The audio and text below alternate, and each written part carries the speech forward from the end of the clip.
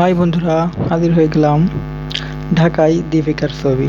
বলিউড নয়, হলিউড অভিনেত্রী হিসেবে ঢাকায় মুক্তি পেতে যাচ্ছে ভারতীয় অভিনেত্রী দীপিকা পাডুকোনের ছবি।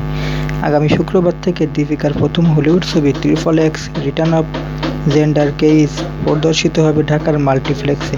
একই দিনে ছবিটি মুক্তি পাচ্ছে যুক্তরাষ্ট্রসহ বিশ্বের বিভিন্ন দেশে। এই ছবিটি দিয়ে XXX সিরিজে আবারও ফিরেছেন হলিউডের অ্যাকশন সিনেমার তারকা ভিন ডিজেলও। রাজধানীর বসুন্ধরা সিটি শপিং মলের অবস্থিত স্টার সিনেপ্লেক্সে ছবিটি দেখা যাবে। আজ বুধবার সেন্সর বোর্ড থেকে XXX return of Xander case ছবিটির ছাড়পত্র পায় বলে জানায় স্টার সিনেপ্লেক্স কর্তৃপক্ষ। যুক্তরাষ্ট্রে মুক্তির আগে ডিজে কারুসো পরিচালিত XXX return of Xander Cage Mexico ও ভারতে মুক্তি পেয়েছে। সেই দেশগুলো এরই মধ্যে ছবিটি বক্স অফিসে অন্য ছবির চেয়ে বেশি এগিয়ে আছে।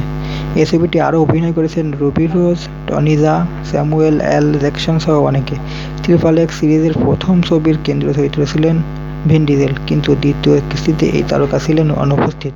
তবে এবারের ছবিতে ভিন ডিজেলের ফেরা ও সঙ্গে দীপিকাকেও নিয়ে আসা XXX সিরিজে যোগ করেছে নতুন মাত্রা। বক্স অফিস বিশ্লেষকেরা বলেছেন, এর ফলে পশ্চিমা দর্শকের পাশাপাশি দক্ষিণ এশীয়দের মধ্যে ছবিটি বিশেষ কৌতূহল তৈরি করেছে।